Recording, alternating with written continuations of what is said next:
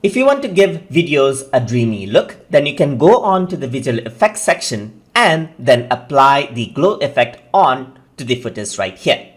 So once you do that, you can see that the dreamy look has been applied on to this track, that is with the glow effect.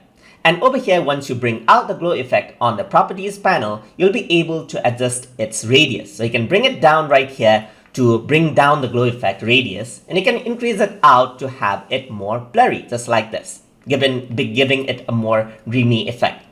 You can also increase the intensity of the glow right here all the way up to 100% or bring it down right here. When you bring down the intensity, it seems as if there's no glow here whatsoever, but you can increase it out gradually till the point where you want the look to be like.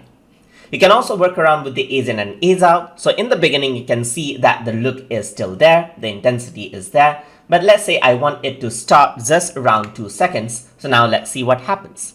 So as I play around, what happens is that the glow is actually added in, just like that.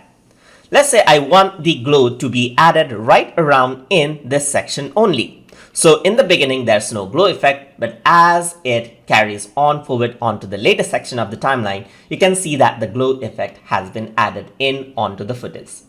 And that is how you can use the glow visual effect inside of Camtasia. So hope you guys learned something as always. And as always, please like, comment, share, and subscribe.